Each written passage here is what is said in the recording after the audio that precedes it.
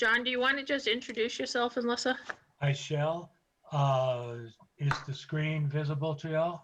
Yes. Great. Um, let's go back and let's try at the beginning. So my name is John Dykstra. I'm here with Lissa Bitterman, who is EcoMain's Business Development Manager. I am the chair of our Solid Waste and Recycling Committee. What we will be doing tonight is a tag team for this presentation to bring you up to speed as to where we are with curbside recycling and how this is a call for all of us to work together to be able to make recycling a success. I'll start the presentation, then I'll stop sharing my screen. Lissa will share hers, and we'll finish the presentation. So this has been our first full week of our first week period of curbside recycling. So far, it seems to be going pretty smoothly. Mine was picked up almost at the crack of dawn today, and I did not get an oops ticket, so I'm pleased to say that. We also last Saturday had our opening event at the town garage. It truly was a smashing success. We gave away over 130 bins. That was 100 from EcoMain, and then we had about 30 bins that actually were recycled bins. So they were bins that had been returned to the town offices by folks, for residents who had moved away, and we were able to repurpose those to our current residents. Lots of marketing materials distributed. We had probably over 300 folks. That's not cars, but that's certainly folks that came. Well over 150 cars that came through, well over. So great success. Now, how do we make recycling work? What we know is that the town has already done their part. The select board has committed the money. The town manager has signed contracts with both Casella for collection and EcoMain for processing. Now it's we, the residents, that have to make it work. And there are three principal things we have to do. We have to watch out for contamination, contamination, and contamination. I mean, really, how hard can that be? So if we're mindful of what we put in the bins, we'll keep our contamination low. Why is that important? That's critically important because contamination is directly proportional to the money that we have to spend as a town. This is the fee chart that Kennebunkport has to pay if a ton or a load of recycling is brought in, even at the lowest amount. If it's between 6 and 10% contaminated, if we bring in 10 tons of recyclables, we'll be charged an extra $350, $35 a ton above what the normal processing fee would be. So it's real money. And we have a responsibility as residents to keep contamination low. And that's what Lissa's presentation is going to be all about. What is contamination, how we can identify it so that we don't put it in our bins. One thing to note is in the past, we had recycling several years ago, as everyone knows. At that point, we were not being, the contamination was not being measured because we weren't paying for it because of a previous agreement. And what we have heard just through the grapevine and talking to EcoMain, that those loads were well over 20% contaminated, mostly all the time. So clearly, we have to do a better job than what we did in the past. And it's learning about contaminations that's the key. So only we, the residents, can prevent contamination. There are plenty of tools that we have been distributing and will distribute more. Basically, there's also a great app called the Recyclopedia. Here's the website contact, but just go to EcoMain's site, ecomain.com, and you'll see a link to it. And it will tell you what is and isn't recyclable. And again, if you're in doubt, throw it out. Don't throw it in the bin. And we have to stop wish cycling, and you'll see what that's about. And please always remember, recycling is kind of the last resort in this eco effort. We have to first really focus on reducing what we have, reusing what we can, and then recycling what is appropriate. So I will, with that introduction, turn it over to Lissa. I'm going to stop my share.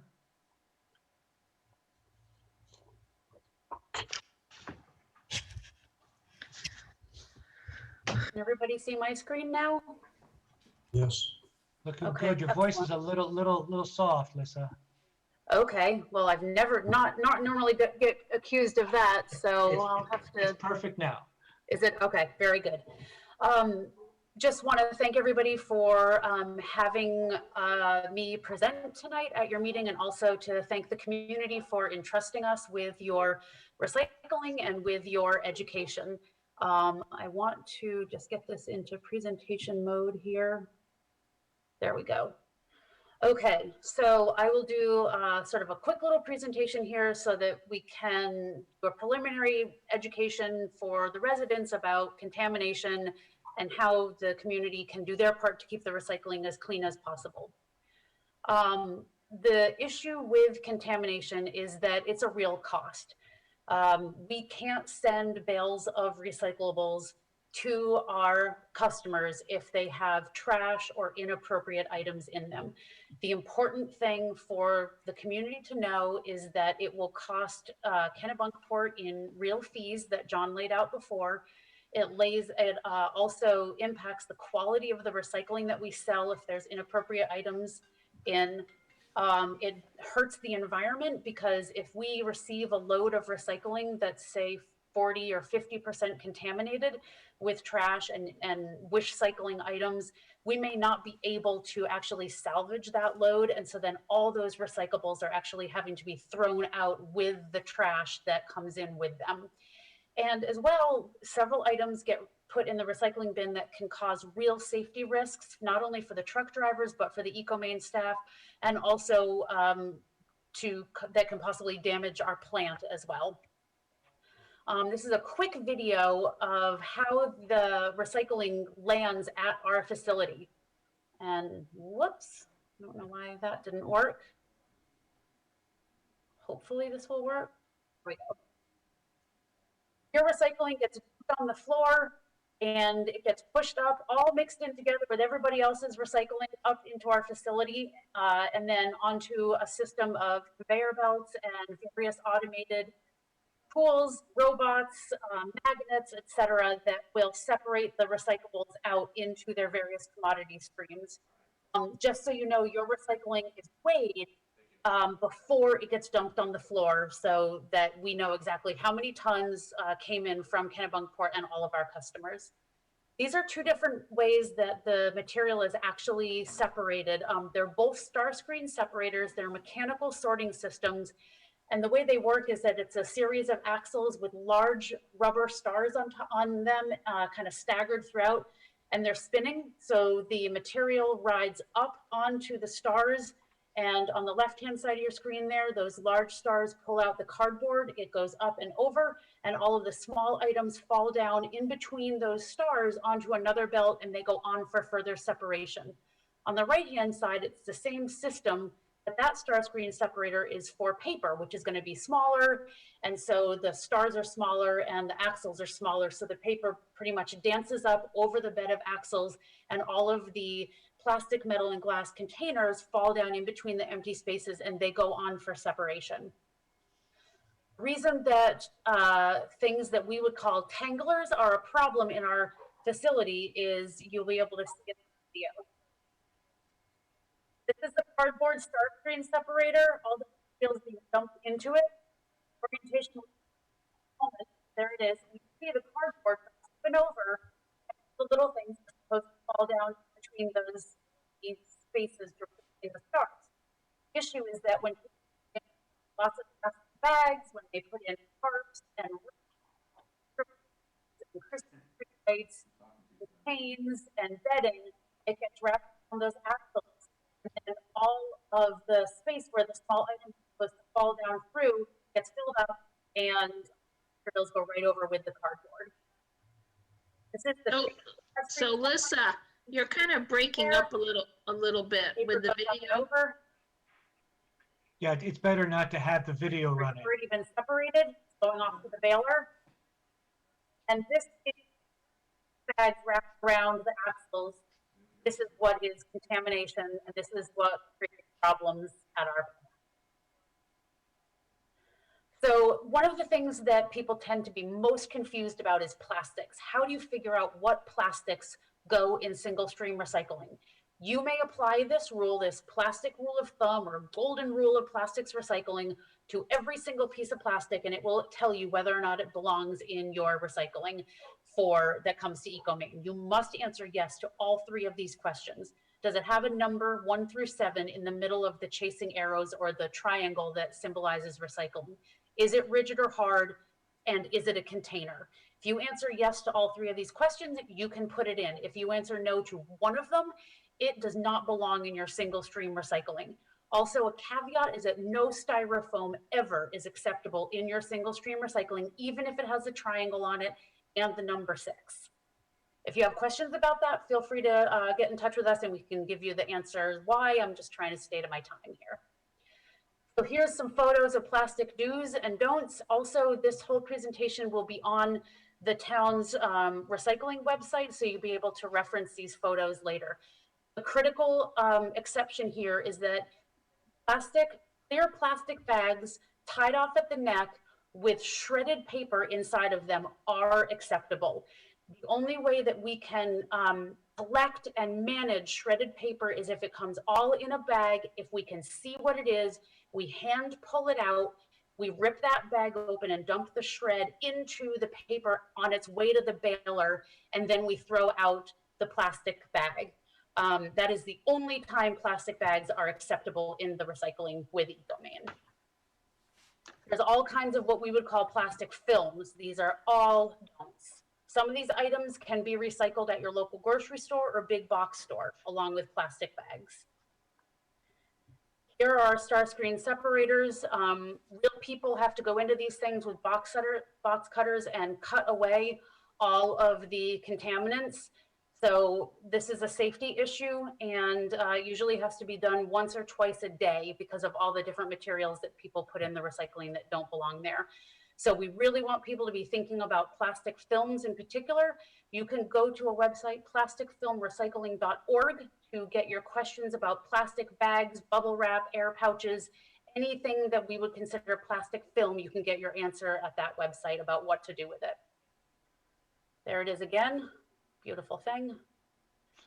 These are also what we would call tanglers. We get these items every single day, hundreds of them. These are what wrap around the star screen separators and cause problems in our plant. Please don't put them in your recycling. These are other don'ts. We get these items every single day. Whoops, sorry. So again, please don't include these items in your single sort. One thing that people get really confused about with regards to contamination and food is how clean is clean.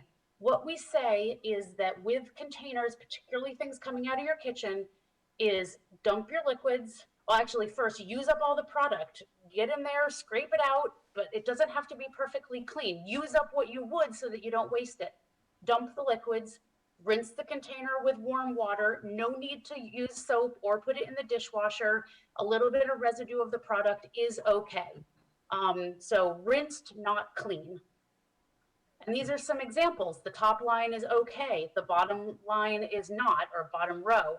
So you can see at the top that some residue of food is okay and greasy pizza boxes are fine. But we just don't want you throwing in your container that's half full of hummus, has a quarter cup of peanut butter still left in it, and we don't want pizza crust or slices of pizza in the boxes. But they can be greasy, that's okay, just take the food out. So here's a picture of a really, really good load of single sort recycling. This is what we get a lot of.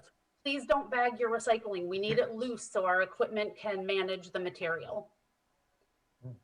Wish cycling. This is the process of throwing inappropriate items into the recycling bin, hoping that EcoMaine will know what to do with them. Please call us if you have something that you have a question on. Go to the Recyclopedia or send us an email and we'll let you know if it's okay. I'm just going to go through a few pictures of things that we get every single day that people wish cycle. They just want them to be recycled so badly. They feel badly about throwing them out. They don't belong in our plant. We get flammable items. The upper left-hand corner is a bale of metal that's on fire because There were lithium ion batteries in that. We get propane containers, we get sheets and blankets. Here's some oxygen tanks that somebody recycled. These are all corrosive items that are incredibly dangerous, corrosive batteries, chemicals. The picture below is of our crew fighting a fire in the pile. Had they not done that, we would have lost the plant, that fire in particular. That's a sword that we got. That's a big metal pipe that jackknifed in the plant and cut a $10,000 belt right down the middle. We got 2 of those in a month once. Other scrap metal, all your scrap metal belongs in a scrap metal bin, not in your recycling. And just lastly, please remember our staff. These are real people who are dealing with these materials and these items. They can get hurt, and we don't want that. We know you don't want that either. The bottom line is that we are thrilled to have your community on board. We want your recycling, and we are here to be your partner in knowing what to put in the bin and what not to put in the bin. Access the EcoMaine Recyclopedia, go to our website, ecomaine.org, call us or email us 5 times a day, 10 times a day. We don't care. We will help you, and we're there for you to know what to put in your bin and what not to put in your bin. And thank you so much for coming on board with us. We're excited. It's going to be great. And that's it. Good, very good. Thank you. Pleasure.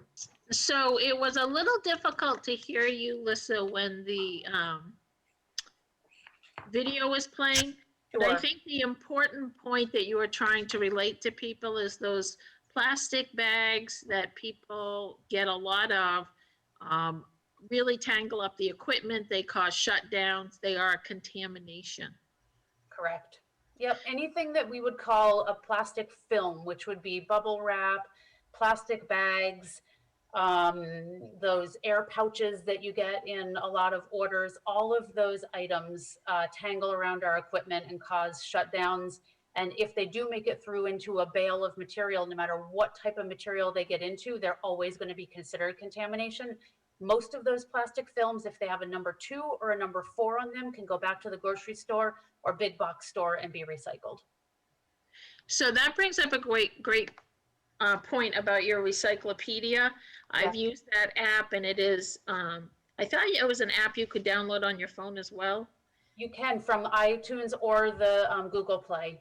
Cool. And so one great thing is it not only tells you whether it's recyclable or not, it also gives you words of wisdom about where you could potentially recycle it, even if single stream recycling is not the right place for it, where you might be able to send it. That is correct. There are a lot of items that people end up, not needing anymore, or are a byproduct of, running a home or a business that can be recycled. They just don't have a home in single stream or single sort recycling.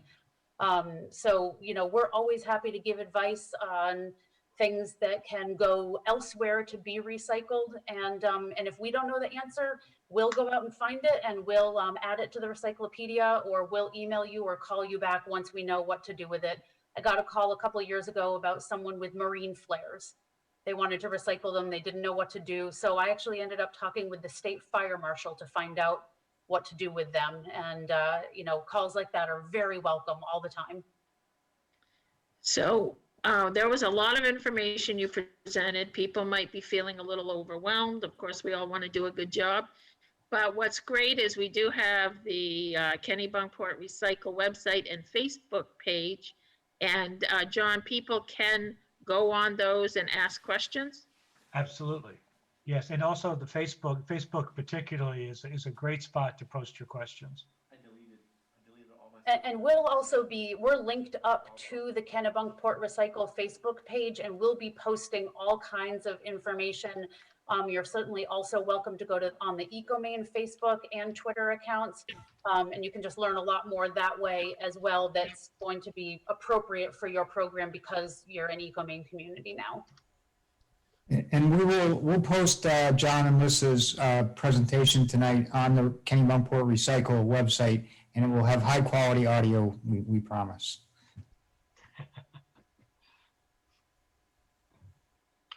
Thanks, guys. Okay, Thank you, thank you very John. much. Thank you, Alyssa.